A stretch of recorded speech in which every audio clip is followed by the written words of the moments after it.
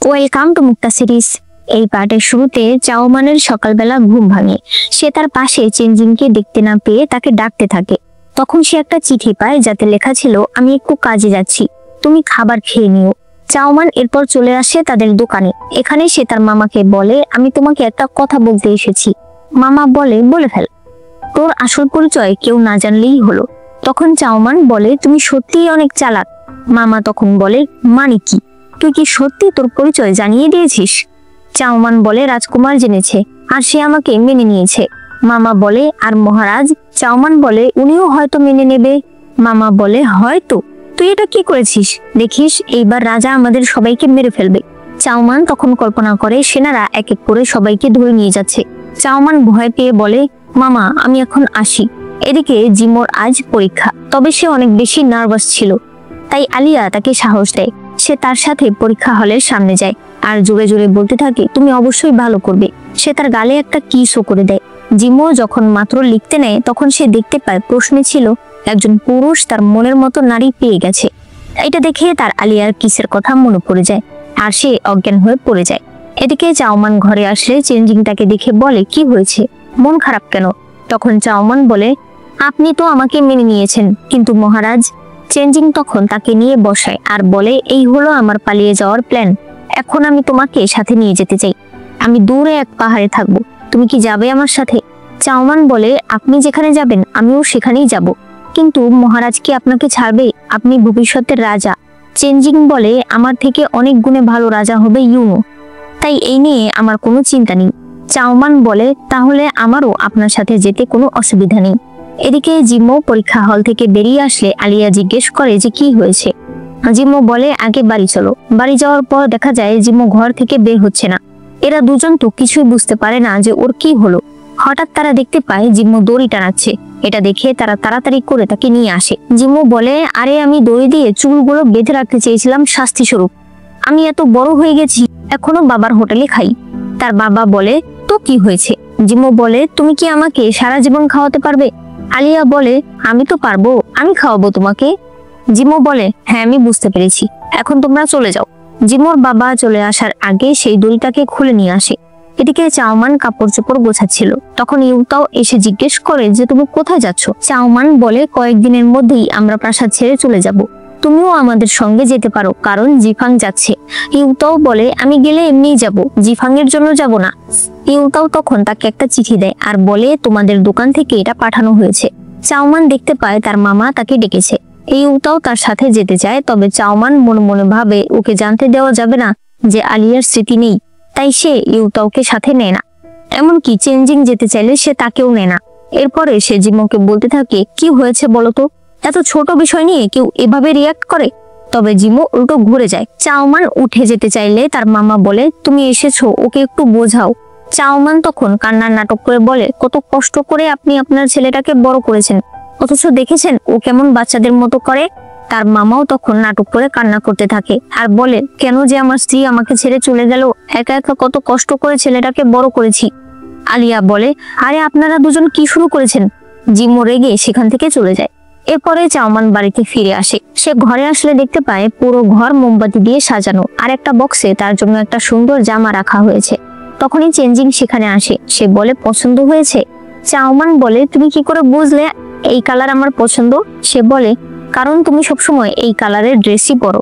সে এরপর তাকে একটা গলার হার পরিয়ে দেয়, পরে তাকে কিস করতে শুরু করে। তখনই বাইরে ইউতাও এসে বলে, রাজকুমারী আমি আপনার জন্য স্যুপ নিয়ে এসেছি।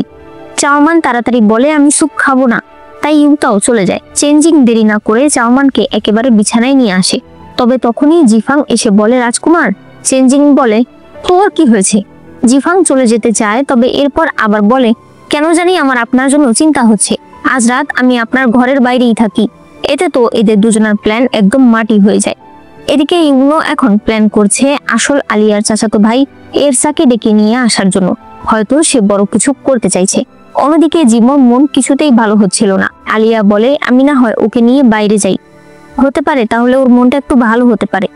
এরপরে দেখা যায় তারা বাইরে এসেছে। এখানে একটা মার্শাল আর্ট প্রতিযোগিতা হবে। প্রতিযোগিতার নিয়ম হলো 15 মিনিট এখানে ফাইট হবে।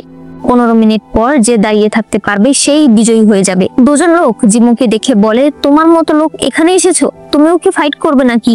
আলিয়া তাদের কথার উত্তর দিলে তারা আলিয়ার সঙ্গে খারাপ ব্যবহার করতে চায়, তাই জিমো রেগে সেই কম্পিটিশনে নাম দিয়ে দেয়। এরপরে ফাইট শুরু হয়ে যায়। এক আঘাতেই জিমো অজ্ঞান হয়ে পড়ে যায়। এদিকে মহারাজ আজ সবাইকে ডেকেছিলেন। রাস্তায় পেছন থেকে ইউনো ডাক দিলে দেখা যায় এরসা এসেছে। এরসা চাওমানকে বলে, ভালো আছো বোন? চাওমান ভীষণ ভয় পেয়ে যায়। তারা সামনে চলে গেলে চেঞ্জিং বলতে থাকে, মনে হচ্ছে এটাও আমাদের জন্য একটা চ্যালেঞ্জ হতে চলেছে। সমস্যা নেই, চ্যালেঞ্জ আমরা একসেপ্ট করলাম। এদিকে ফাইট করতে করতে সবাই মাটিতে পড়ে গেছে। আলিয়া জিমোকে ডাকতে থাকলে জিমোর ঘুম ভেঙে যায়। ওই সময় শেষ হয়ে যায়। আর যেহেতু জিমোই একমাত্র দাঁড়িয়েছিল, তাই এই কম্পিটিশনের বিজয়ী জিমো হয়ে যায়। এদিকে মহারাজের অনুষ্ঠান শুরু হয়ে গেছে। এখানে কিছু ডান্সাররা নাচ করতে আসে। একটু পর এরসা দাঁড়িয়ে বলে, এটা কোনো নাচ হলো? বিরক্তিকর। সে ডান্সারদের থামতে বলে আর চলে যেতে বলে। এরপর মন্ত্রী বলে, মহারাজ, আপনার সামনে অন্য রাজ্যের রাষ্ট্রদূত এরকম করতে পারে না। এরসা বলে, আমি আপনাকে অপমান করতে চাইনি, আসলে এই নাচ গান আমার ভালো লাগে না। আমি যোদ্ধা মানুষ, আমার ফাইট দেখতে ভালো লাগে। মহারাজ বলে, ঠিক আছে। সে তার ইউনুককে কিছু একটা উপদেশ দেয়। একটু পরেই সেখানে 4 জন গার্ড আসে। মহারাজ বলে, আপনি এদের সঙ্গে ফাইট করে দেখতে পারেন। চাওমান বলে, এরা কারা? তখন চেঞ্জিং বলে, এরা হলো রাজপ্রাসাদের সবচেয়ে ভালো ফাইটার। এরা মূলত মহারাজকে প্রোটেক্ট করে, তবে এরা কেউই এরসার সামনে টিকতে পারে না। ইউনো দাঁড়িয়ে বলে, বাবা, আজকে অনেকগুলো মার্শাল আর্ট জানা লোকেদের সিলেক্ট করা হয়েছে, তাদেরকে ডেকে নিলে কেমন হয়?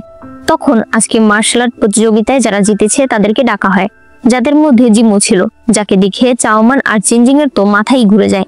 প্রথম একজনের সঙ্গে ফাইট শুরু হলে এরসা এক ঘুষিতেই তাকে ফেলে দেয়। এরপর পালা আসে জিমোর। চাওমান তখন অজ্ঞান হয়ে যাওয়ার নাটক করে। চেঞ্জিং বলে, আমার স্ত্রী অসুস্থ হয়ে গেছে। বাবা, এই কম্পিটিশন কাল রাখলে হয় না? তাই মহারাজ কম্পিটিশন কালকে হবে এমন ঘোষণা করে দেয়। রাতের বেলা এরা সবাই একসঙ্গে এই নিয়ে আলোচনা করছিল। আলিয়া বলে, যদি এখন ও ফাইট করতে না যায় তাহলে কি হবে?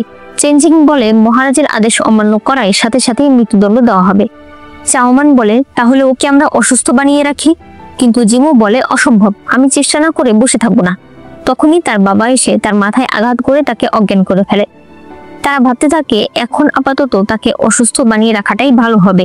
অন্যদিকে এরসা বলছিল, আগামীকাল ওই জিমোকে হারিয়ে দেওয়ার পর আমি চাওমানের পরিচয় ফাঁস করে দেব। ইউনো বলে, না, এই কাজ তুমি করবে না, কারণ এটা আমার প্ল্যান না, আমার প্ল্যান অন্য কিছু। রাতের বেলা জিমোর বাবা আলিয়াকে বলে, একটা ওষুধ দিয়ে জিমোকে ঘুম পাড়িয়ে রাখো। আলিয়া একটা নিডল বের করে, তবে সে সেটা তার শ্বশুরের গায়ে দিয়ে দেয়। এরপর সে মনে মনে বলতে থাকে, আমাকে ক্ষমা করবেন বাবা, আমি আমার স্বামীর ডিসিশনকে সম্মান করি। পরদিন যথাসময়ে আবারও অনুষ্ঠান শুরু হয়ে যায় এবং জিমো সেখানে চলে আসে। এখানে দেখা যায় আলিয়া অ্যানস্টেটাল হলে এসে তার স্বামীর জন্য প্রার্থনা করতে থাকে। জিমো এরসাকে বলে, আপনি অনেক ভালো যোদ্ধা, তবে আপনি কি জানেন আমি একা আঙুল দিয়ে আপনাকে আটকে দিতে পারবো? আপনি বসে থাকবেন আর আমি শুধু এক আঙুল দিয়ে আপনাকে ধরবো, তাতেই আপনি দাঁড়াতে পারবেন না। এরসা হেসে বলে, এটা কোনো কথা হলো? চলো দেখি তোমার এক আঙুলে কত শক্তি। এরপর সত্যি সে যখন বসেছিল তখন জিমো তার কপালে এক আঙুল রাখে, যার ফলে এরসা উঠতে পারে না, সে উল্টো পড়ে যায়। তখন চাওমান মনে করে গতকালকে চেঞ্জিং তাকে এই ট্রিকটা শিখিয়েছিল। এভাবেই জিমো জিতে যায়। চাওমান অনেক খুশি হয়ে যায়, আর এদের দুজনকে একসঙ্গে দেখে ইউনোর মন খারাপ হয়ে যায়। এরপর রাতের বেলা জিমোরা সবাই রান্না বান্না করে টেবিল সাজাচ্ছিল, কারণ আজ চেঞ্জিং এখানে খেতে আসবে। চাওমানের মামা বলতে থাকে, দেখো, হাজার হলেও চাওমান কিন্তু আমার মেয়ের মতোই, তাই সে রাজকুমার হলেও তার কিন্তু আমার কাছে এসে বলা উচিত যে শ্বশুরমশাই কেমন আছেন। ওই সময় চেঞ্জিং পেছনেই ছিল। সে বলে, শ্বশুরমশাই কেমন আছেন? চাওমানের মামা বলে, আমি মজা করে বলেছি। তবে সে বলে, কিন্তু আমি সত্যিই আপনাকে শ্রদ্ধা করি। এরপরে তারা সবাই একসঙ্গে খাবার খায় এবং ড্রিঙ্ক করে। একটু পরে চাওমানের মামা মাতাল হয়ে বলতে থাকে, জিমোর জন্মের পরেই আমার স্ত্রী মারা যায়।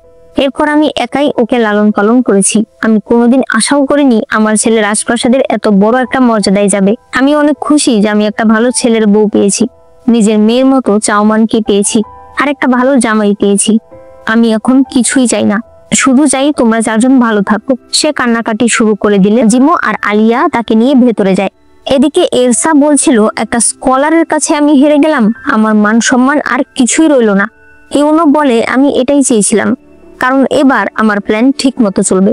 এইবার আমি চেঞ্জিং আর জিমো দুটোকেই যুদ্ধে পাঠিয়ে দেব, তখন আমাকে এখানে আটকানোর মতো কেউ থাকবে না। এদিকে রাস্তা দিয়ে চাওমান আর চেঞ্জিং আসছিল। চেঞ্জিং বলে, বিশ্বাস করো আমি আর কিছুই চাই না, আমি শুধু এখন তোমাকে নিয়ে দৌড়ে চলে যেতে চাই। চাওমান বলে, না না, শুধু আমরা কেন যাব, জিফাং, ইউতাও, জিমো, আলিয়া আর মামা সবাই মিলে যাব। রাজকুমার, আমার তোমাকে আরেকটা জিনিস বলার আছে। এরপরে তারা ঘরে আসলে চাওমান বলে, তাড়াতাড়ি জুতা খোলো, ভালো করে পর্দাটা দিয়ে দাও, আর মনে রাখবে আজ আমাদের মাঝে যেটা হবে সেটা শুধু আমাদের মাঝেই থাকবে, ঠিক আছে? চেঞ্জিং তো মনে করে অন্য কিছু। সে বলে, অবশ্যই, আমি তোমাকে কথা দিচ্ছি, আমি সারা জীবন তোমাকে ভালোবাসবো। সে একেবারে চোখ বন্ধ করে ফেলে। তখন চাওমান তার মায়ের বক্সটা বের করে তাকে বলে, চোখ খোলো, এটা আমার মায়ের বক্স, আমি কোনোভাবেই এটা খুলতে পারি না। চেঞ্জিং তখন সেটা দেখছিল। হঠাৎ করেই সে সেই বক্সটা খুলে ফেলে। চাওমান ভীষণ অবাক হয়ে যায়। চেঞ্জিং বলে, এই সেম বক্স আমার মায়ের কাছেও আছে, তাই এটা কিভাবে খোলে আমি জানি। চাওমান তখন ভেতরের চিঠিটা দেখে, যে চিঠিতে তার বাবা লিখেছিল, আমাকে ক্ষমা করে দাও, তোমাকে আর আমাদের মেয়েকে আমি দেখে রাখতে পারলাম না, তোমরা ভালো থেকো। চাওমান তখন ভীষণ কষ্ট পায়। সে বুঝতে পারে তার বাবা হয়তো আর বেঁচে নেই। সে তখন অনেক কান্না করে। সে বলতে থাকে, বাবা হঠাৎ করেই আমাদেরকে ছেড়ে চলে গিয়েছিল। পরে মা মারা যাওয়ার আগে এই বক্সটা আমাকে দিয়ে দেয় আর বলেছিল এটা খুলতে পারলে আমি বাবাকে পাবো, কিন্তু বাবাও তো আমাকে ছেড়ে চলে গেছে। সে চেঞ্জিংকে ধরে অনেক কাঁদতে থাকে। পরদিন সকালে চাওমান আর ইউতাও কথা বলছিল। তখন হঠাৎ করে ইউনোর একজন লোক চাওমানের একটা চিঠি নিয়ে সেখানে আসে। তবে চাওমান চিঠি ফেরত নিয়ে যেতে বলে। তখন ওই লোক বলে, হুজুর বলেছে এটা আপনাকে এখনই দেখতে। চাওমান চিঠি দেখে ভীষণ রেগে যায় আর তাড়াতাড়ি ইউনোর কাছে চলে আসে। সে বলে, আপনি কেন জিমোকে দক্ষিণের বর্ডারে যাওয়ার জন্য মহারাজের কাছে সাজেস্ট করেছেন? ইউনো বলে, কারণ সে মার্শাল আর্টে অনেক ভালো, সে এরসাকে হারিয়ে দিয়েছে। চাওমান বলে, তার মানে এই সব কিছু আপনি ইচ্ছা করে করেছেন? ইউনো বলে, তুমি অনেক চালাক। চাওমান তখন তাকে একটা থাপ্পড় মারে। সে বলে, এই সব কিছুর মধ্যে আপনি রাজকুমারকে টানতেন, আমি সেটা মানতাম, কিন্তু জিমোকে কেন? আমি আপনাকে বলে দিচ্ছি, আপনি যেটা চাইছেন সেটা কোনোদিনও সম্ভব না। এই বলে সে চলে যায়। এদিকে মহারাজ চেঞ্জিংকে ডেকেছে। সে তাকে বলে, এবার তোমাকে রাজ্যের একটা কাজে যেতে হবে। চেঞ্জিং বলে, বাবা আমার এই সমস্ত কাজ পছন্দ না। তার বাবা তখন বলে, তুমি রাজকুমার, তাই এমন অনেক কাজই তোমাকে করতে হবে যেগুলো তোমার পছন্দ না। যুগ যুগ ধরেই আমাদের বংশের সবাই এভাবেই করে এসেছে।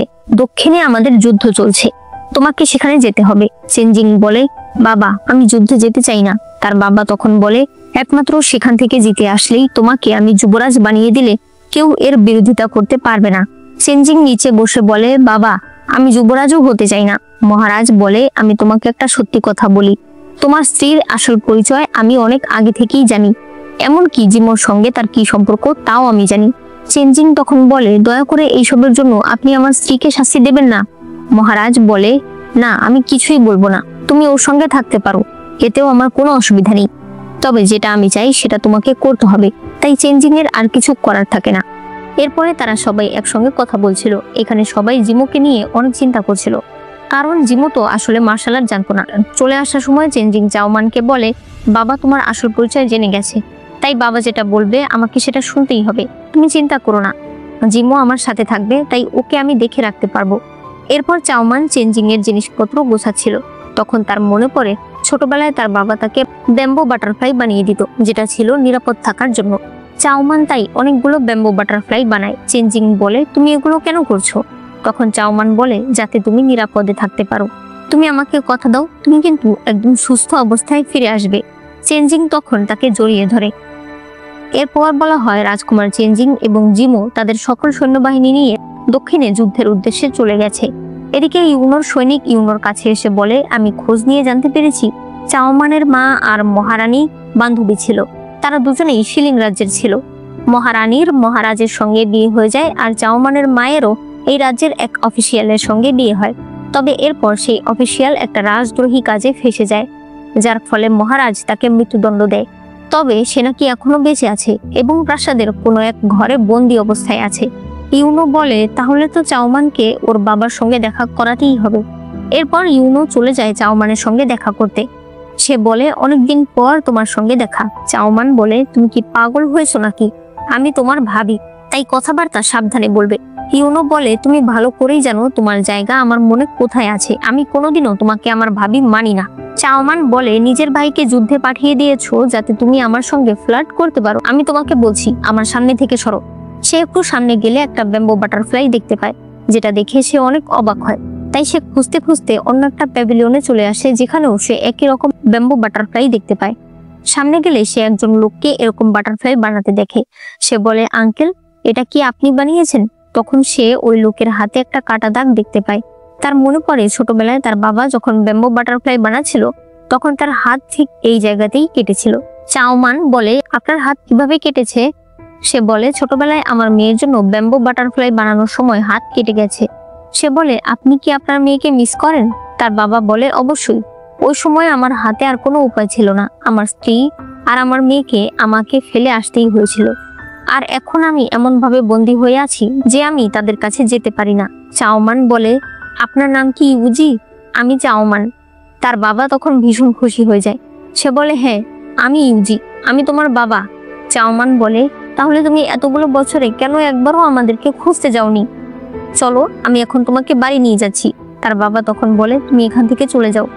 এখানে কেউ তোমাকে দেখলে অনেক ঝামেলা হয়ে যাবে। তুমি আমার কথা শোনো আর এখান থেকে চলে যাও।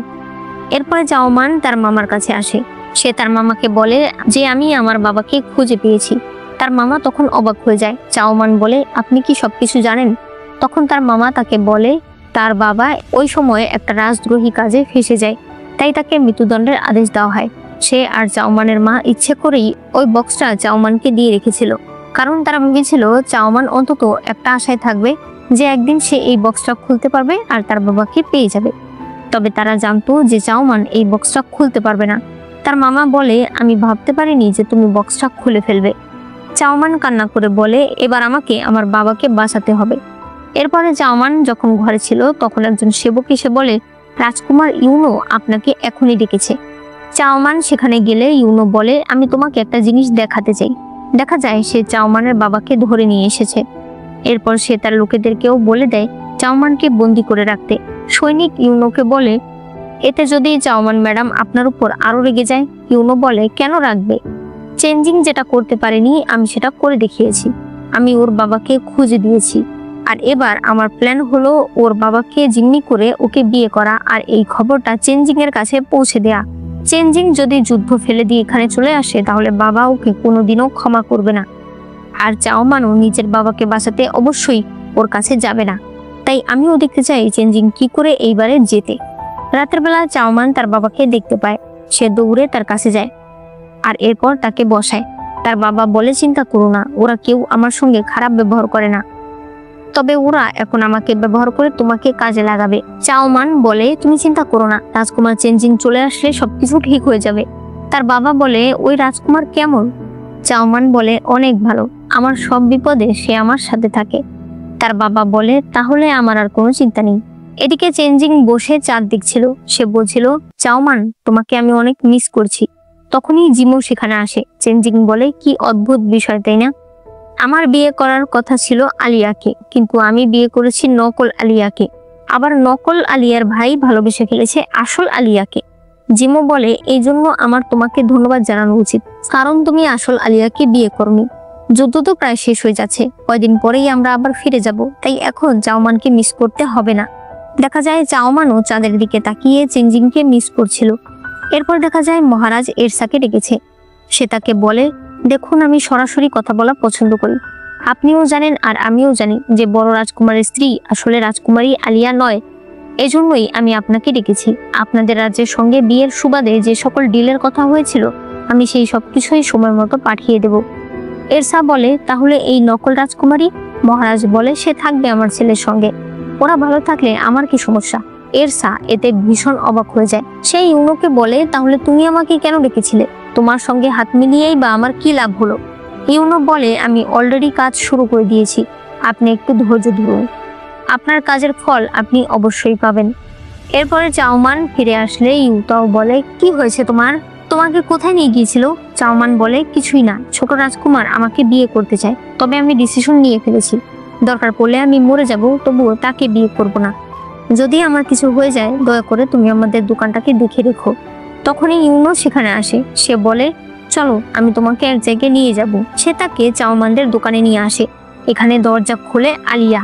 তখন চাওমান ইউতাওকে বলে, আমি তোমাকে বলিনি আলিয়ার স্মৃতি নেই। ওই সময় চাওমানের মামা আসলে ইউনো নিজের পরিচয় দিয়ে বলে, আমি আপনাদের দোকানের মেয়ে চাওমানকে বিয়ে করার জন্য প্রস্তাব জানাচ্ছি। চাওমান বলে, তুমি কি পাগল হয়েছো? আমি তোমার ভাবি। ইউনো বলে, আমার ভাবি শিলিং রাজ্যের রাজকুমারী, যে কিনা ওই যে স্মৃতি হারিয়ে দাঁড়িয়ে আছে। আলিয়া বলে, আমি আবার কোথাকার রাজকুমারী? আমি তো জিমোর স্ত্রী। ইউনো চাওমানকে কোথাও নিয়ে যেতে চায়, তবে চাওমান যেতে চায় না। তখন ইউনো ধীরে ধীরে বলে, যদি নিজের পরিবারের ভালো চাও তাহলে আমার সঙ্গে চলো। সে তাকে ছোটবেলার সেই জায়গায় নিয়ে আসে যেখানে তারা প্রমিস করেছিল বড় হলে তারা উঁচু পাহাড়ে যাবে। তবে চাওমান তার সঙ্গে কোনো কথাই বলে না। এদিকে চেনজিংদের কাছে এই খবর চলে আসে যে ইউনো চাওমানকে বন্দি করে বিয়ে করতে চাইছে। চেনজিং বলে, আমি এখনই প্রাসাদে ফিরে যাব। তবে তখন জিফাং বলে, আপনি এখন গেলে আপনার অনেক বদনামি হবে, হতে পারে যুদ্ধ আরো বেড়ে যেতে পারে। চেনজিং বলে, আমি যে চলে যাচ্ছি এই খবর যাতে কোনোভাবেই লিক না হয়, আর তোমরা আমার মতন কাউকে সাজিয়ে কোনো মতে এই যুদ্ধটাকে শেষ করবে। এদিকে দেখা যায় ইউনো বিয়ের সব জিনিসপত্র নিয়ে এসেছে। সৈনিক বলে, আপনি ওনাকে ভালোবাসেন ঠিক আছে, তবে আপনি বুঝতেই পারছেন উনি একজন রাজদ্রোহীর মেয়ে। ওনাকে বিয়ে করলে আপনার ভবিষ্যৎ খারাপ হতে পারে। ইউনো বলে, ও যে ভবিষ্যতে থাকবে না, সেই ভবিষ্যৎ দিয়ে আমি কি করব? আমি আমার জীবনে শুধু ওকেই চাই। রাতের বেলা চেনজিং চাওমানের মামার কাছে আসে এবং কি হয়েছে এই সব বিষয়ে জিজ্ঞেস করে। সবকিছু জানার পর সে রানীর কাছে যায়, মানে ইউনোর মায়ের কাছে যায়। এখানে এসে সে বলে, আপনি যেটা চান আমিও সেটাই চাই। আপনি চান ইউনো যেন রাজা হয়, আমিও চাই ইউনোই যেন রাজা হয়। এখন আপনার ছেলে চাওমানকে বিয়ে করতে চাইছে। চাওমান শিলিং রাজ্যের রাজকুমারী নয় এবং আমি তাকে নিয়ে খুশি। আমি শুধু চাই আপনি এই বিয়ে হতে দেবেন না। রানী তার কথাতে রাজি হয়ে যায়, কারণ সে চায় তার ছেলেকে রাজা দেখতে।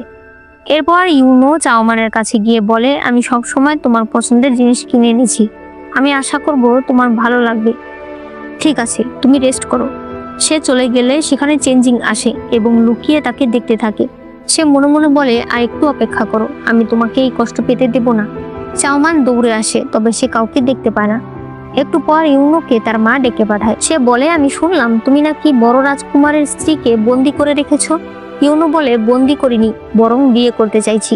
তার মা রেগে বলে, সে তোমার ভাবি। ইউনো বলে, আমি যাকে বিয়ে করছি সে এভরিথিং দোকানের মালিক, ও শিলিং রাজ্যের রাজকুমারী নয়। তার মা বলে, এতে কি আসে যায়? সে তোমার ভাইয়ের সঙ্গে বিয়ের নিয়ম কানুন মেনেছে, একসাথে সংসার করেছে। ইউনো বলে, আমার এতে কিছু আসে যায় না। তার মা তখন হেয়ারপিন দিয়ে নিজেকে মেরে ফেলতে চায়। ইউনো সেটা ফেলে দিয়ে বলে, একবারের জন্য কি আপনি আমাকে সাপোর্ট করতে পারেন না? আমি এমন বড় কি জিনিস চেয়ে ফেলেছি? তার মা বলে, ঠিক আছে, আগে মহারাজের কাছ থেকে পারমিশন নিয়ে নেবে। যদি সে পারমিশন দেয়। ইউনো তখন চলে আসে। এরপরে পরদিন সকালেই চেনজিং আর জিমো অফিসিয়ালি ফিরে আসে। মহারাজ বলে, তোমরা অনেক কাজ করেছো, এর পুরস্কার আমি তোমাদেরকে দেব। তখন ইউনো বলে, বাবা আমার কিছু বলার আছে। মহারাজ বলে, তোমার ভাই মাত্র এসেছে, আমরা পরে কথা বলবো। কিন্তু ইউনো বলে, এটা অনেক বড় ব্যাপার, তাই এখনই বলতে হবে। বড় ভাইয়ের স্ত্রী শিলিং রাজ্যের রাজকুমারী আলিয়া নয়। সবাই তখন একদম চমকে যায়। ইউনো বলে, আরেকটা ব্যাপার, আপনার কি ইউজির কথা মনে আছে? মহারাজ বলে, সে মারা গেছে, তার কথা টেনে কোনো লাভ নেই। ইউনো বলে, আমিও জানি সে মারা গেছে, তবে আমি তাকে খুঁজে পেয়েছি। তখনই তার সৈনিক ইউজি মানে চাওমানের বাবা আর চাওমানকে নিয়ে আসে। মহারাজের তখন মনে পড়ে ওই সময় ওই রাজদ্রোহী কাজের পর মহারাজ ইউজিকে বলেছিল, তুমি সবসময় বুদ্ধিমানের মতো চলো, তবে এরকম একটা খারাপ দলের সঙ্গে জড়িয়ে গেলে কিভাবে? এবার আমি কিভাবে তোমাকে বাঁচাবো? ইউজি বলে, আমি অন্যায় করেছি, তাই আপনি আমাকে মেরে ফেলুন। মহারাজ বলে, আমি জানি এতে তোমার কোনো দোষ নেই, তবে আমি সবার সামনে তোমাকে বাঁচাতেও পারবো না, তাহলে লোকেরা আমাকে ভরসা করবে না। তাই বাইরের লোকেদের কাছে তুমি মৃত হলেও তুমি এই প্রাসাদের ভেতরেই থাকবে, তবে বন্দি অবস্থায় থাকবে।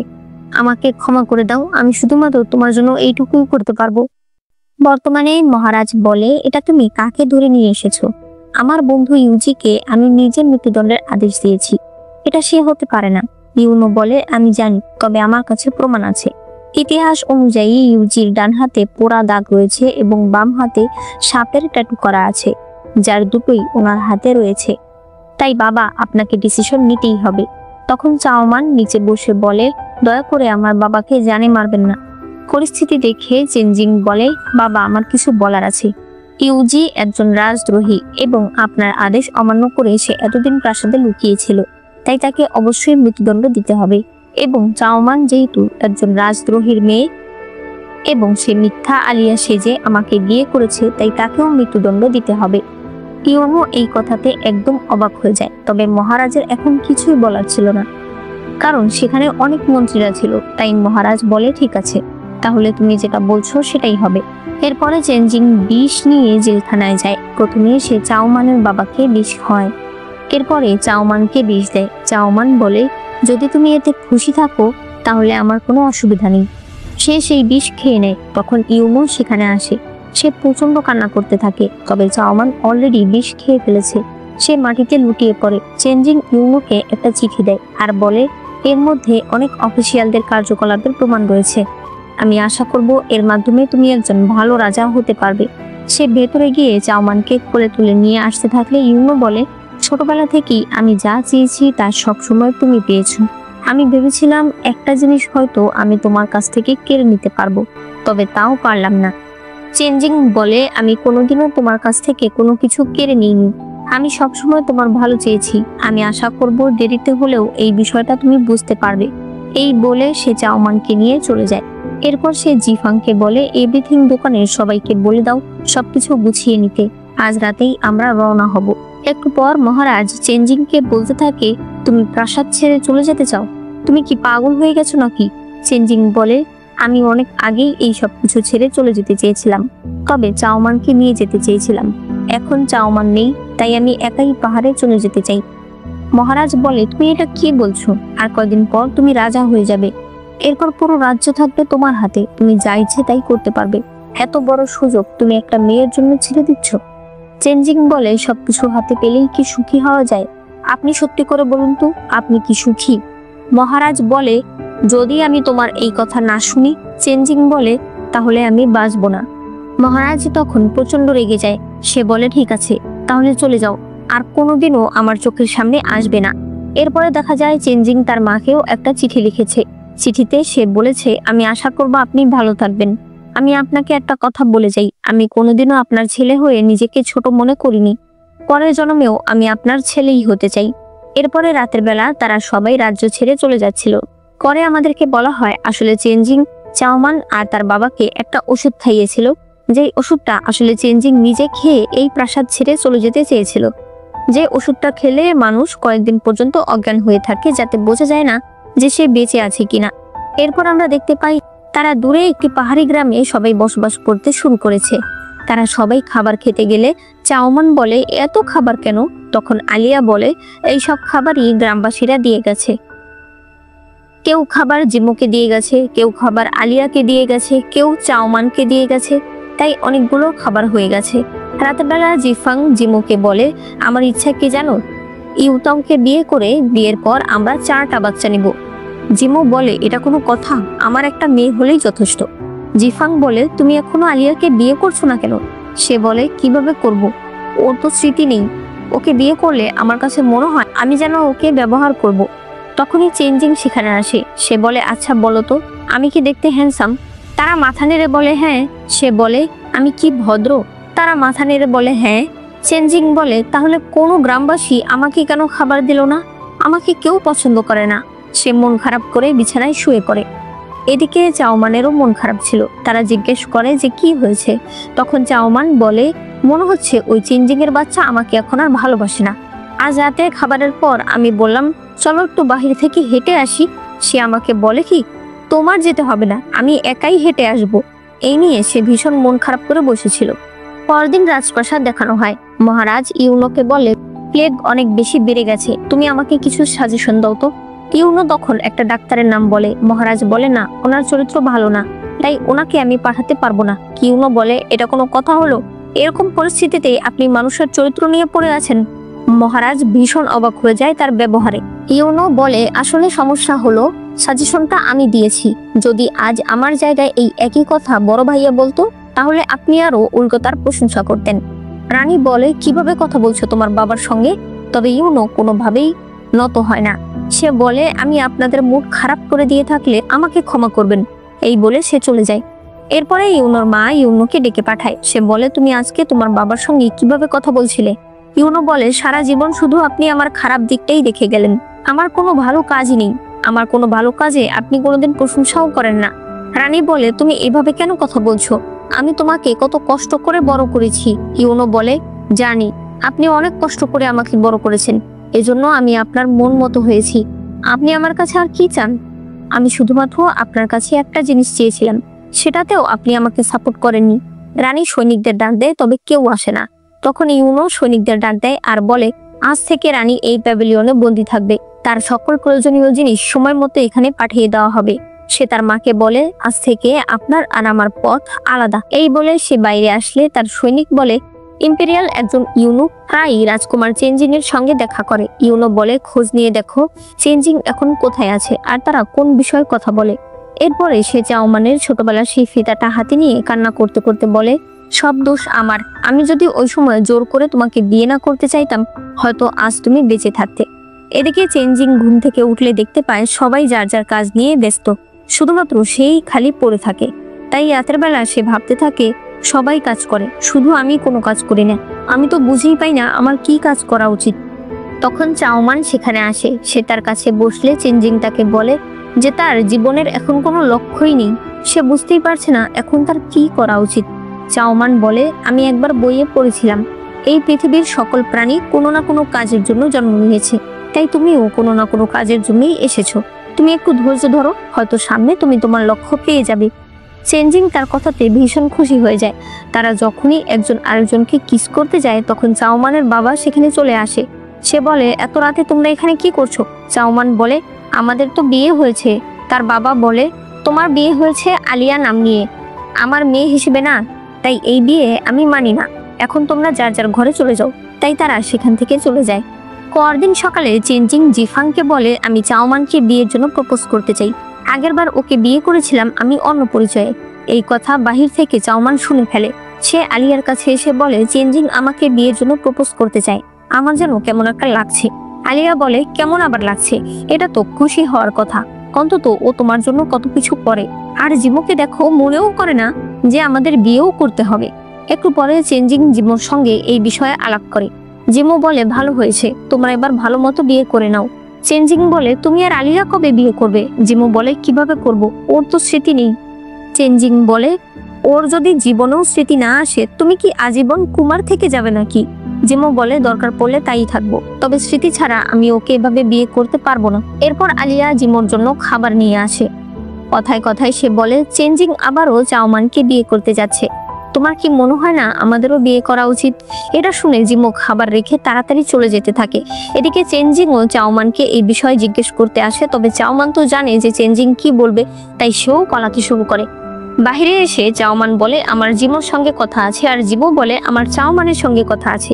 এই বলে তারা দুই ভাই বোন চলে যায়। এদিকে চেনজিং আলিয়ার কাছে আসে। সে বলে, চাওমান কি তোমাকে কিছু বলেছে? আলিয়া বলে, জিমো কি তোমাকে কিছু বলেছে? চেনজিং বলে, আমি আমার বন্ধুকে ঠকাবো না। আলিয়া বলে, আমিও আমার বান্ধবীকে ঠকাবো না। চেনজিং বলে, ঠিক আছে, চলো তাহলে একসঙ্গে বলি। এরপর তারা একসঙ্গে বলে যে জিমো কি বলেছে আর চাওমান কি বলেছে। জিমোর কথা শুনে আলিয়া বলে, আমার স্মৃতি নেই, এতে আমার কি দোষ? আমি স্মৃতি কবে ফিরে পাবো তার কোনো ঠিক আছে?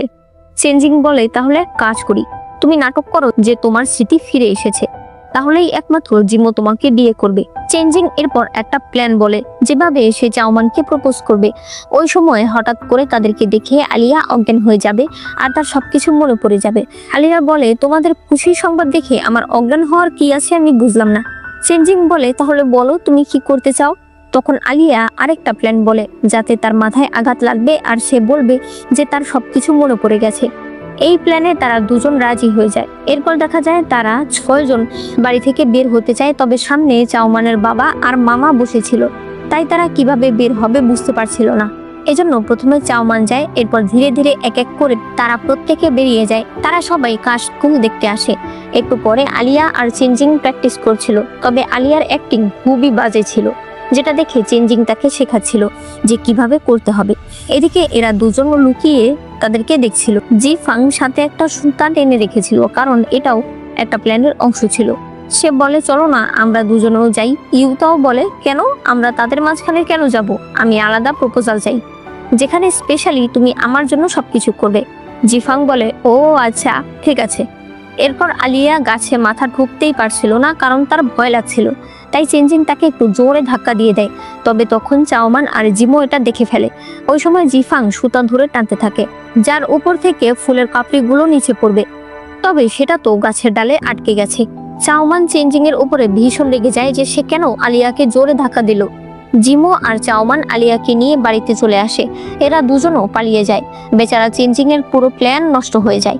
বাড়িতে আসলে আলিয়া চোখ মেলে বলে, তোমরা কারা, আমি কোথায়? সবাই তখন ভীষণ অবাক হয়ে যায়। তখন সে জিমোকে বলে, স্বামী, আমরা কোথায় এসেছি? জিমো বলে, তোমার আমার কথা মনে আছে? সে বলে, অবশ্যই, তুমি আমার স্বামী। জিমো বলে, আমি এই দিনটার জন্য কতদিন ধরে যে অপেক্ষা করছি। সে একটা ব্রেসলেট বের করে বলে, এটা আমার মায়ের। আমি অনেকদিন ধরে আশায় আছি যেদিন তোমার স্মৃতি ফিরে আসবে আমি এটা তোমাকে দিয়ে বিয়ের জন্য প্রপোজ করব। সে তার হাতে সেই ব্রেসলেটটা পরিয়ে দেয়। আলিয়া বলে, আমার একটু খিদা লেগেছে। তাই তারা খাবার আনতে চলে যায়। তখন আলিয়া চাওমানকে বসায়। চাওমান বলে, তুমি না এইমাত্র আমাকে চিনলে না? আলিয়া বলে, আরে পাগল, আমি তো অ্যাক্টিং করেছি। আমি আর চেনজিং আজকে এগুলো প্র্যাকটিস করেছি যাতে সে তোমাকে প্রপোজ করতে পারে আর জিমো আমাকে প্রপোজ করে। চাওমান বলে, আমি তো তাহলে ওকে অনেক কষ্ট দিয়ে ফেলেছি। এরপর চাওমান সেই জায়গায় গেলে দেখতে পায় চেনজিং এখনো সেখানে বসে আছে। চাওমান এরপর একটা কবিতা বলতে শুরু করে, যে কবিতাটা চেনজিং চাওমানের জন্য লিখেছিল। চেনজিং উঠে বলে, তুমি কি সব ঘটনা জেনে ফেলেছো? চাওমান পাশে তাকাতে বলে, যেখানে ফানুস উঠছিল। এরপর সে নিচে বসে বলে, চেনজিং, তুমি কি আমার সঙ্গে থাকতে রাজি আছো? চেনজিং বলে, বিশ্বাস করো, আমি আর কখনোই তোমার কাছে কিছু লুকাবো না। চাওমান বলে, আরে আমি তোমাকে প্রপোজ করছি, তুমি কি আমাকে বিয়ে করবে? চেনজিং তাকে বলে, তুমি কি আমাকে বিয়ে করবে? চাওমান রাজি হয়ে যায়। তাই চেনজিং খুশি হয়ে তাকে জড়িয়ে ধরে। এরপরে তারা একসঙ্গে বসলে চাওমান বলে, আমি চাই আমাদের বিয়ে অনেক ধুমধাম করে হবে, গ্রামের সকল মানুষ আসবে। চেনজিং বলে, ভালোই হবে, তাহলে সবাই আমাদের অনেক দোয়া করবে আর তাড়াতাড়ি আমাদের বাচ্চা হয়ে যাবে। চেনজিং চাওমানের গালে একটা কিস করলে সে বলে, কি করছো, বাবা দেখে ফেলবে। সে বলে, তোমার বাবা এখানে নেই। এরপরে তারা কিস করতে শুরু করে। পরের সিনে চেনজিং নিজের বিয়ের জন্য সকল জিনিসপত্র নিয়ে আসে। একটু পরেই সেখানে মহারাজের ইউনুক তাদের সঙ্গে দেখা করতে আসে। সে বলে, মহারাজ এখন আগের মতো সুস্থ নেই, তার উপর রাজ্যে প্লেগ অনেক বেড়ে গেছে। মহারাজ যে ছোট রাজকুমারকে দিয়ে ঠিকমতো কাজ করাতে পারছে না। রাজকুমার, যদি আপনি ফিরে যেতেন। চেনজিং বলে, এখানে আসা আমার ডিসিশন ছিল। আমি বিশ্বাস করি ইউনো অনেক ভালো রাজা হয়ে দেখাবে। আমি আর সেখানে যেতে চাই না। এই বলে সেই ইউনুককে চলে যেতে বলে। এরপর দেখা যায় একজন লোক ইউনোর সৈনিককে বলছে, আমি মহারাজের ইউনুককে ফলো করতে করতে একটা গ্রামে গিয়ে পৌঁছাই যেখানে এখন বড় রাজকুমার থাকে। সেখানে আমি দেখলাম চাওমান বেঁচে আছে। এই কথা যখন ছোট রাজকুমার জানতে পারবে তখন উনি অনেক খুশি হবে। কিন্তু এটা শুনে ওই সৈনিক তার গলা চেপে ধরে এবং সেখানেই মেরে ফেলে, যাতে ইউনো চাওমানের ব্যাপারটা জানতে না পারে। এরপরে সেই ইউনোর কাছে আসে এবং তাকে বলে যে মহারাজের ইউনুক চেনজিং এর সঙ্গে দেখা করতে গিয়েছিল, তবে চাওমান যে বেঁচে আছে এই কথা সেই ইউনুককে বলে না। এদিকে মহারাজ অনেক বেশি রেগেছিল, কারণ মন্ত্রীরা তাকে বিভিন্ন বিষয়ে চিঠি লিখছিল। একটু পরে ইউনো সেখানে আসে। মহারাজ বলে, মন্ত্রীরা জানতে চাইছে আমি কেন এখনো কোনো যুবরাজ বানাইনি।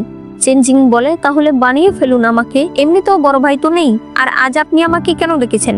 আমি আপনাকে আবারও বলবো যে প্লেগ রোগের চিকিৎসা করার জন্য ওই ডাক্তারই সবচাইতে ভালো। মহারাজ বলে, আমি তোমাকে বলেছি না ওনার চরিত্র ভালো না?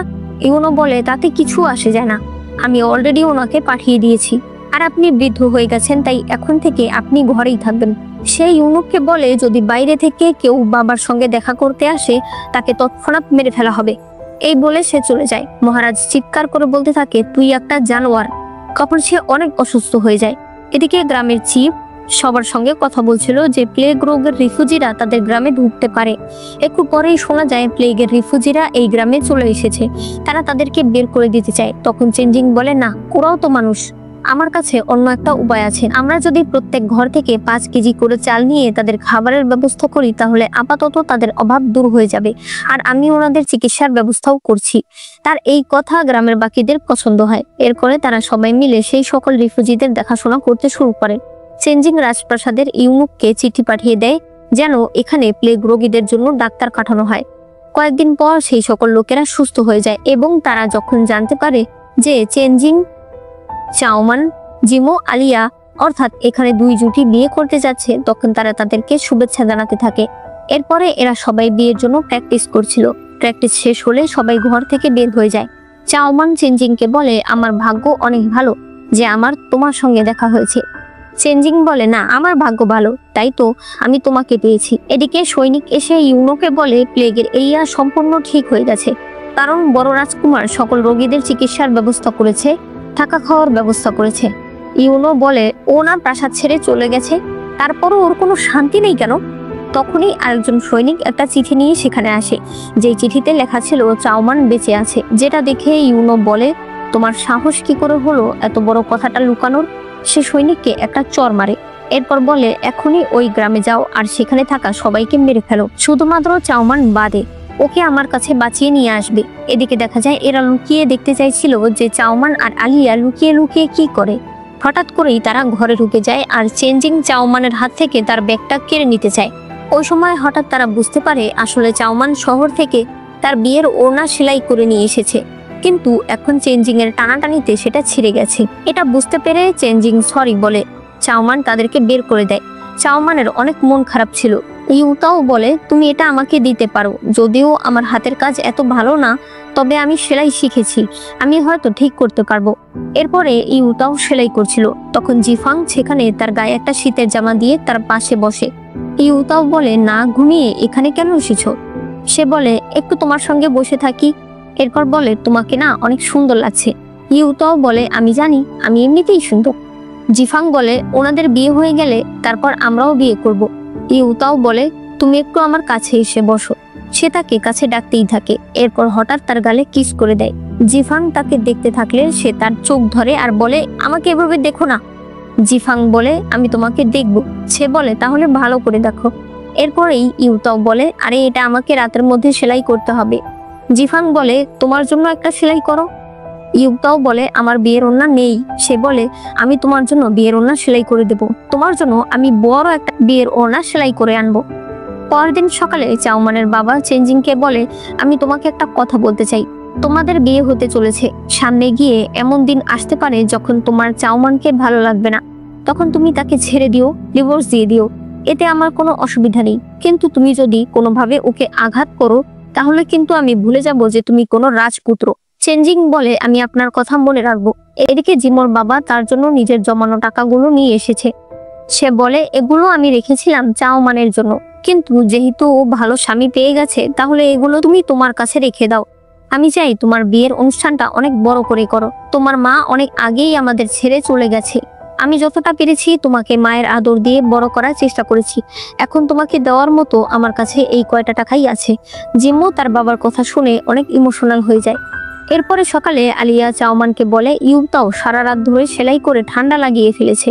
চাওমান দৌড়ে ইউতাওয়ের কাছে যায়, এরপর সে তাকে এত কষ্ট করে ওনা সেলাই করার জন্য ধন্যবাদ জানায়। আর তারা দুজন বলতে থাকে তুমি চিন্তা করো না, আমাদের বিয়েটা কমপ্লিট হয়ে গেলে তোমার বিয়েও আমরা ধুমধাম করেই দেব। এরপরে দেখা যায় সকল নিয়মকানুন মেনে এই চারজনের বিয়ে হয়ে যায়। রাতের বেলা গ্রামবাসীরা সবাই একসঙ্গে বিয়ে উপলক্ষে ড্রিঙ্ক করছিল। ওই সময় ইউনোর সৈনিক দলবল নিয়ে সেখানে আসে। সে তার লোকেদেরকে বলে দেয় একটা লোকও যেন বেঁচে না থাকে, মানে সে চাওমানকেও মেরে ফেলার জন্য বলে দেয়। একটু পরেই সেখানে পুরো দমে ফাইট শুরু হয়ে যায়। এখানে ফাইট করার সময় আলিয়াও অনেক আহত হয়ে যায়। হঠাৎ করেই ইউতাও দেখতে পায় সৈনিক জিফাং এর গায়ে তলোয়ার ঢুকিয়ে দেবে, তাই সে সামনে এসে পড়ে আর সেই তলোয়ার তার গায়ে ঢুকে যায়।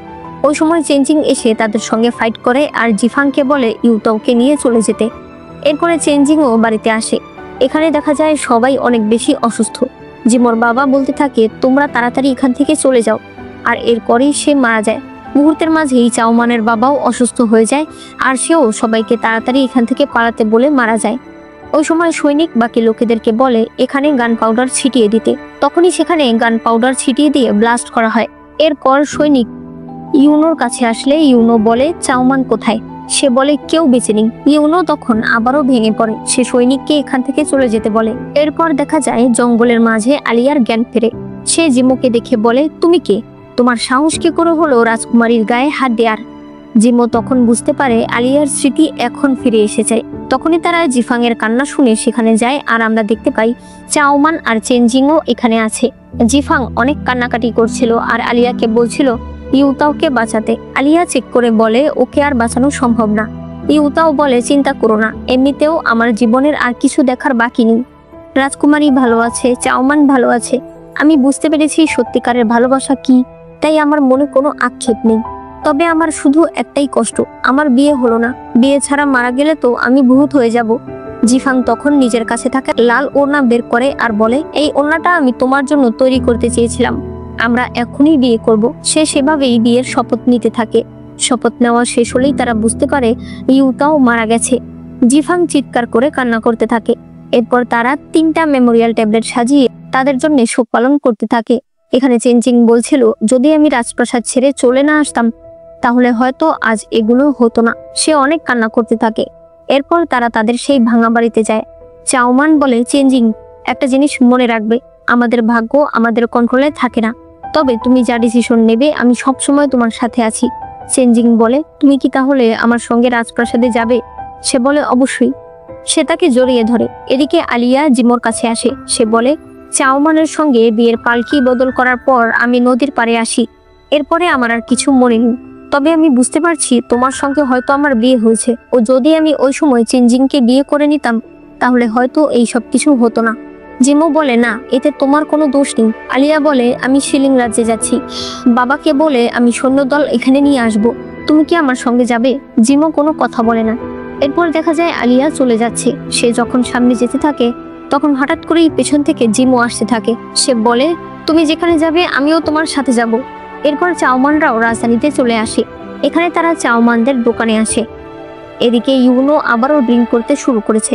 তার সৈনিক বলে, আপনি যদি এরকম করেন তাহলে সিংহাসন আপনি কিভাবে পাবেন? সে বলে, চাওমান নেই, সিংহাসন দিয়ে আমি কি করব? তখন একজন সৈনিক এসে বলে, চাওমানের খোঁজ পাওয়া গেছে, সে বর্তমানে এভরিথিং দোকানে আছে। এটা শুনে ইউনো অনেক খুশি হয়ে যায়। সে বলে, বড় রাজকুমারও এসেছে। এটা শুনে আবার ইউনোর মেজাজ খারাপ হয়ে যায়। ইউনো তাদেরকে চলে যেতে বলে। সৈনিক বলে, আপনি আমাকেও বিশ্বাস করছেন না? আমি ছোটবেলা থেকেই আপনার সাথে আছি। আপনি যদি আমাকে বিশ্বাসই না করেন তাহলে আমি মরে যাই। ইউনো বলে, হ্যাঁ মরে যা, কারণ তুই আমার কথা শুনিসনি। আমি সবসময় তোকে এত ভরসা করেছি। সৈনিক বলে, কিন্তু আমি তো আপনার ভালোর জন্যই করেছি।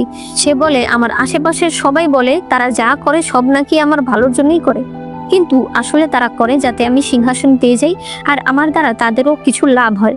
তাই এই মরার হুমকি আমাকে দেখাবি না।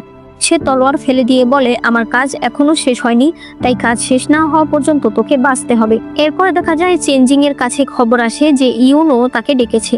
চেনজিং জিফাংকে বলে চাওমানের খেয়াল রাখতে। এরপর সে ইউনোর সঙ্গে দেখা করতে যায়। সে বলে, বাবা কোথায়? ইউনো বলে, উনি অসুস্থ, তাই নিজের ফ্যামিলি উনি আছে। চেনজিং বলে, আমাকে কেন ডেকেছো? সে বলে, কিছু পার্সোনাল ব্যাপারের জন্য। চেনজিং চলে যেতে চায়, তখন সৈনিক তার গলায় তলোয়ার ধরে। ইউনো বলে, ভাইয়া তুমি কোথায় যাচ্ছ? তুমি এসেছো কার মানে প্ল্যান করেই এসেছো যেন চাওমান নিরাপদ থাকে, তাই আমি তোমাকে এভাবে যেতে দিতে পারি না। চেনজিং বলে, আমি যদি জোর করে যাই? ইউনো বলে, তাহলে আমি জানি না মহারাজ আর মহারানীর কি হবে। চেনজিং বলে, তুমি আমাকে হুমকি দিচ্ছ? ইউনো বলে, তোমার যা বোঝার তুমি বুঝে নিতে পারো। এরপর সে গিয়ে সিংহাসনে বসে পড়ে। এরপরে চাওমান আর জিফাং বুঝতে পারে চেনজিংকে রাজপ্রাসাদে আটকে রাখা হয়েছে। তাই চাওমান বলে, এবার আমাদেরকে পরবর্তী প্ল্যান কাজে লাগাতে হবে। একটু পর দেখা যায় মহারাজের অবস্থা খুবই খারাপ। তখন সেখানে ইউনো আসে। সে বলে, বাবা, আগামীকাল রাজ্য অভিষেকের অনুষ্ঠান হবে। মহারাজ বলে, তুমি এই রাজ্যের সিংহাসনে বসার যোগ্য না। ইউনো বলে, সেটা আগামীকালই মানুষ দেখতে পাবে। মহারাজ আরো অসুস্থ হয়ে যায়। সে বলে, চেনজিং কোথায়? ইউনো বলে, সে আমার প্যালেসেই আছে। মহারাজ বুঝতে পারে ইউনো চেনজিংকে আটকে রেখেছে, তাই সে আরো অসুস্থ হয়ে যায়। সে ইউনোকে থামাতে চায়, তবে ইউনো তাকে সরিয়ে দিয়ে চলে যায়। এরপর চাওমান ইউনোর সঙ্গে দেখা করতে আসে। ইউনো তাকে ধরতে চাইলে চাওমান বলে, আপনি চেনজিংকে বন্দি করে রেখেছেন। ইউনো বলে, তোমার কি আমাকে আর কিছু বলার নেই? সে বলে, আপনি আমার কাছের সব মানুষকে মেরে ফেলেছেন, আমার সুন্দর জীবনটা নষ্ট করে দিয়েছেন। আমার শুধু আপনাকে জিজ্ঞেস করার আছে, আপনি কি এখন শান্তি পাচ্ছেন? ইউনো বলে, এসবে কি আসে যায়, তুমি বেঁচে আছো এটাই আমার জন্য যথেষ্ট। চাওমান বলে, আপনি এই স্বপ্ন থেকে বাইরে চলে আসুন। এই বলে সে চলে যায়। এদিকে জিফাং মহারাজের সঙ্গে দেখা করতে যায়। মহারাজ তখন তার নিজের ব্যাজ জিফাংকে দেয় আর বলে যে কোনো মূল্যে এটা চেনজিংকে দিতে। এরপর ইউনো চাওমানদের দোকানে আসে। এখানে সে চাওমানের জন্য পোশাক আর জুয়েলারি নিয়ে এসেছে। সে বলে, আগামীকাল রাজ্য অভিষেক অনুষ্ঠান হবে, সেখানে তুমি অবশ্যই যাবে। চাওমান বলে, ঠিক আছে, আমি যাব। এদিকে জিফাং মহারাজের সেই টোকেনটা চেনজিংকে দিয়ে দেয়। পরদিন চাওমান রাজ্য অভিষেক অনুষ্ঠানে যায়। ইউনো বলে, আমি জানতাম তুমি আসবে। একটু পর অনুষ্ঠান শুরু হয়ে যায়। ওই সময় চেনজিং, আলিয়া আর জিফাং সেখানে আসে। এখানে তারা শিলিং রাজ্যের সৈন্যদের নিয়ে এসেছে। চেনজিং বলে, তুমি বাবা মাকে বন্দি করে রেখেছো, নিজের অবসেশন পূরণ করার জন্য ইনিং রাজ্যের 132 জন মানুষকে মেরেছো, আমার স্ত্রীকে হস্টেজ বানিয়েছো, তুমি কোনোদিনও রাজা হওয়ার যোগ্য হতে পারো না। ইউনো চেনজিংকে বন্দি করতে বলে। তখন চেনজিং মহারাজের টোকেন দেখায়। ইউনো বলে, এজন্যই তো আমি এই টোকেনটা কোথাও খুঁজে পাচ্ছিলাম না, দেখেছো, বাবা সেই তোমাকেই ভালোবাসে। চেনজিং বলে, এখনই ছোট রাজকুমারকে বন্দি করা হোক। তবে তখন ইউনোর সৈনিক চাওমানের গলায় তলোয়ার ধরে। তাকে দেখেই জিফাং এর ইউতাওয়ের কথা মনে পড়ে যায়, তাই সে তীর মেরে ওই সৈনিককে মেরে ফেলে। ওই সময় ইউনো চাওমানের হাত ধরে তাকে নিয়ে যাচ্ছিল। তবে যেতে যেতে তারা একটা খাদের কাছে চলে আসে। চাওমান বলে, এবার এসব বাদ দাও, অতীত ভুলে যাও। ইউনো বলে, সম্ভব না, আমি তোমাকে ছাড়তে পারবো না। ওই সময় চেনজিং সেখানে আসে। ইউনো বলে, আমি কি বেশি কিছু চেয়েছিলাম? কেন আমার একটা মনের ইচ্ছাও পূরণ হয় না? চাওমান বলে, তুমি এসব কিছু ভুলে যাও আর নতুন করে শুরু করো। ইউনো তখন চাকু বের করে। সে বলে, আমি এইসব কিছু ভুলতে চাই না, আমি চাই তুমি আমাকে মনে রাখো। এই বলে সে চাকু দিয়ে নিজের বুকে আঘাত করে দেয়। এরপর সে পাহাড় থেকে পড়ে যেতে চাইলে চাওমান তার হাত ধরে রাখে। ইউনো বলে, তুমি আমাকে ছেড়ে দাও, কথা দাও পরের জন্মে তুমি আমার হবে। কিন্তু হঠাৎ করেই পাহাড়ের কোনাটা ভেঙে যায় আর চাওমান নিচে পড়ে যায়। চেনজিং এখানে চিৎকার করে কাঁদতে থাকে। এরপর দেখা যায় তারা নিচে এসে চাওমানকে খুঁজতে থাকে, তবে তারা চাওমানকে পায় না। জিফাং এসে বলে, ইউনোর বডি পাওয়া গেছে, তবে চাওমানকে পাওয়া যায়নি। চেনজিং তার বাবার কাছে গেলে তার বাবা তাকে দেখে অনেক খুশি হয়। সে বলে, এইবার আমি নিশ্চিন্তে মরতে পারবো, কারণ আমার রাজ্য, আমার দায়িত্ব আমি একজন দায়িত্বশীল মানুষের হাতে দিয়ে যাচ্ছি। এরপরেই মহারাজ মারা যায়। চেনজিং পরপর এতগুলো মানুষকে হারিয়ে একদম ভেঙে পড়ে, তবে সে হাল ছাড়ে না। সে রাজ্যের রাজা হয়ে যায় এবং রাজ্যের সকল সমস্যা ভালোভাবেই দেখতে থাকে। এভাবে 3 বছর পার হয়ে যায়, তবে চাওমানকে এখনো তারা পায়নি। একদিন ল্যান্থার্ন ফেস্টিভ্যালে চেনজিং সাধারণ মানুষের পোশাক করে রাস্তায় বের হয়। তখন সে সেখানে আলিয়া আর জিমুকে দেখতে পায়। আলিয়া বলে, বাবা আমাকে এই রাজ্যে থাকার অনুমতি দিয়েছে। চেনজিং যখন হাঁটছিল তখন হঠাৎ সে বুঝতে পারে সে যেন চাওমানের মতো কাউকে দেখেছে, তাই সে দৌড়ে সামনে যায়। আজও এখানে কাপলদের জন্য একটা কম্পিটিশনের আয়োজন করা হয়েছে। চেনজিং সেখানে গেলে সে চাওমানকে দেখতে পায়, তবে চাওমান তাকে চিনতে পারে না। চেনজিং বুঝতে পারে পাহাড় থেকে পড়ে গিয়ে হয়তো চাওমানের স্মৃতি চলে গেছে। চেনজিং বলে, তুমি কি আমার সঙ্গে এই কম্পিটিশনে যোগ হবে? এরপর সে দেখায় যে তার কাছে একটা লাল ফিতা বাঁধা কয়েন রয়েছে। চাওমান বলে, আমার কাছেও তো এরকম একটা আছে। চেনজিং চাওমানের হাত ধরে কম্পিটিশনে পার্টিসিপেট করার জন্য নিয়ে যায়। আর এখানেই এই ড্রামাটি শেষ হয়ে যায়। ড্রামাটি আমার কাছে খুবই ভালো লেগেছে, তবে আমার সব থেকে বেশি খারাপ লেগেছে ইউতাওয়ের জন্য। ডিরেক্টর ওকে না মারলেও পারতো। যাই হোক, তোমাদের কাছে কেমন লেগেছে সেটা অবশ্যই আমাকে জানিয়ে দিও। অবশ্যই ভিডিওতে লাইক করো, আর এরপর কোন ড্রামাটা দেখতে চাও সেটাও জানিয়ে দিও। চ্যানেলে নতুন হলে চ্যানেলটাকে সাবস্ক্রাইব করে দিও।